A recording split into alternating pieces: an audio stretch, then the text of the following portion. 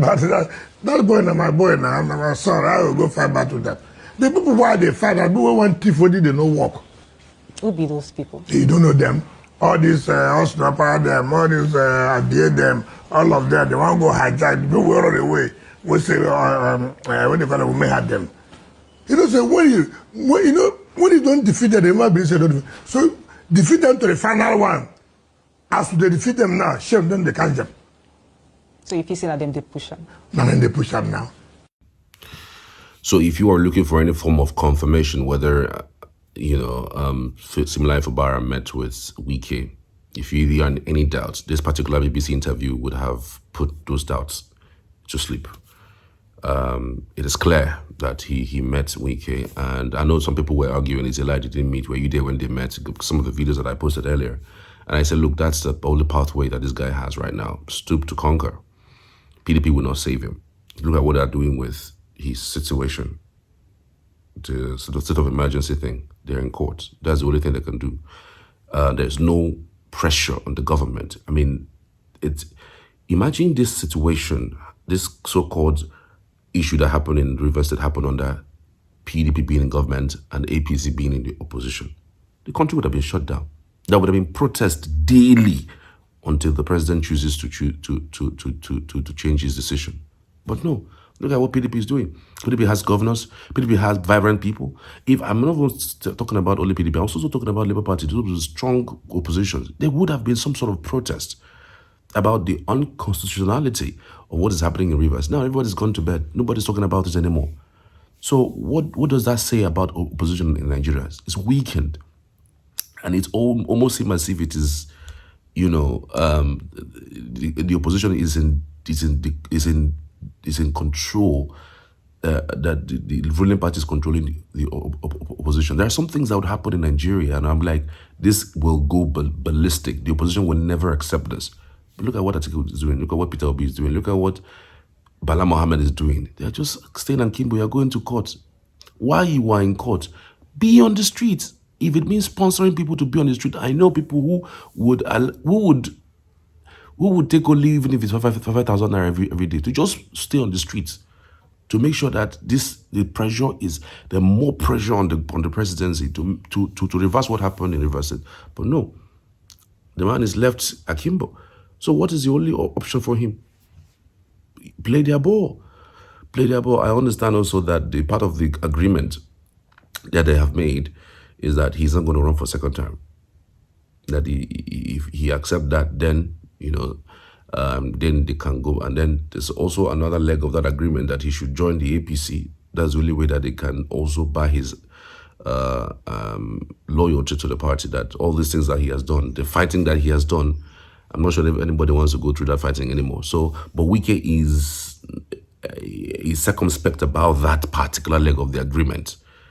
That part is what he doesn't want. He doesn't want to go 100% loyal, because if you want to really go 100% loyal, he would have left the PDP and then jumped to the APC and stays there for good. Tinubu should also be wary of Rivers State former governor Nyesom Wike. He should also be wary. He's not in APC. He's not in PDP. He is just in the middle. So it means anything can happen. And again, remember his line of the interview. I'm going to play that interview. He said something like, let them zone it first. What does that tell you? Let them zone it first. So if they zone it first, he might change. He might change. So politics is politics, but everything is all about interest. Nothing more. Interest. If in the next 2 hours there's a decision that has been taken that's about my interest, that's going to affect me, I'm going to react to it. If in the next 3 hours, same thing happens in the next 1 day, 2 weeks, 3 weeks, and all whatnot. So there's a lot that would change between now and the next 6 months, like December. Now in the next 6 months, like December, a whole lot will happen, and it will be premised largely on the decisions that PDP would take. Atiku would be a huge obstacle for the PDP. A lot of people would say no, Atiku should not go because it's still the turn of the South. And if Atiku takes the ticket again, he might also scuttle the chances of PDP of winning the presidential election.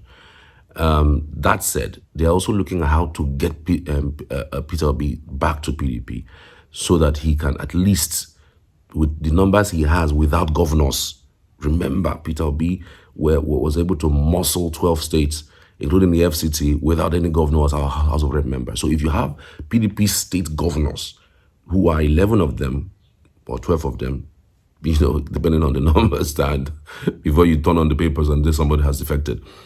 If you have that already for PDP, and Peter Obi joins what he has, even if it is 3 million, he's able to muster, we're home and dry.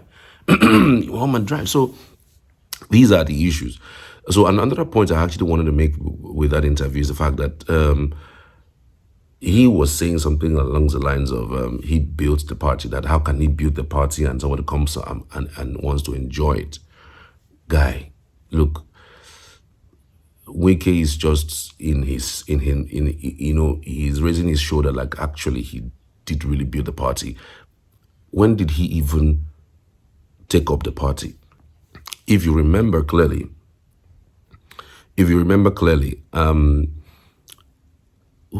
first of all, who was even Wike before he became governor? Somebody took him.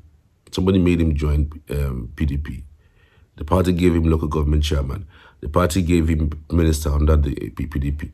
The party gave him ticket for governor. The party gave him the platform, and all the way he did his PDP thing. We know that he wasn't that prominent in 2019 with building of the party because Atiku took the ticket with Obi. Then it was after 2019 that PDP lost the election that we saw a huge dwindling. Then he came in, he stepped in 2022, 2023, 2021, 2022 because he wanted to run for presidency. He was finishing his tenure, and then he came in and brought monies and galvanized and built the party within 2-3 years. 2-3 years, let's be clear on this. So at what point would you say that he's claiming that he built the party, that he cannot allow somebody else come and enjoy the party that he built? How did you build the party? Is the money you use, is it yours?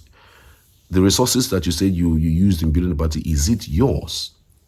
And why are you telling us that you built the party, whereas we know, you can't leave out the fact that Atiku did not build the party. Atiku was vice president with Obasanjo from 1999 to 2007, up until now. He's still contesting as president, but he has not been able to get it.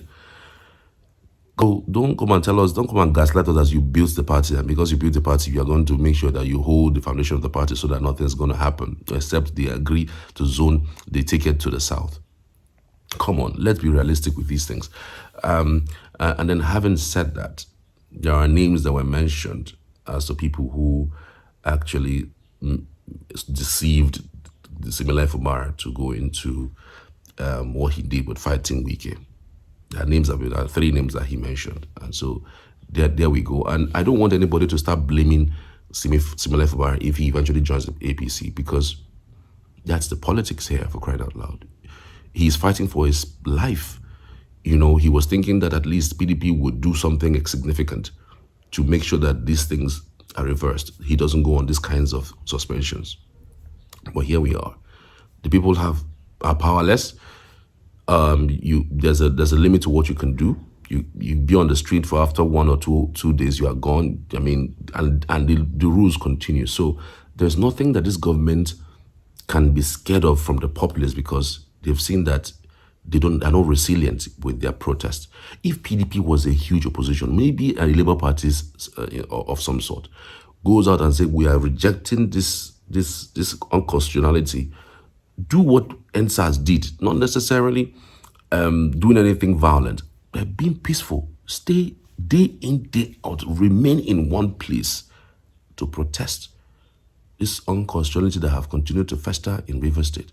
Trust me, there's no way this government will not, hit that. But again, see where we are. So what option do you think that Simi has? What option? He's fighting for his political life. So you just have to let him be. So we're going to play back the interview that Wike had with the BBC and some revelations that were done. And I want to appreciate you all for actually listening and watching this broadcast. Thank you. This current political battle or challenge where they face with the River State governor, where they suspended at the moment, if not the toughest one. No, that will not be battle. I need to fight battle. That boy now, my boy now, I'm my son. I will go fight battle that. The people why they fight, I do one thief for they no work. Who be those people? You don't know them. All these snapper them, all these idea them, all of them, they want to go hijack. People will run away. We say when the fellow may have them. You know, say when you don't defeat them, they might be said don't defeat. So defeat them to the final one. As they defeat them now, shame them they catch them. So if you see that them they push them. Now then they push them now. Waiting you they ready to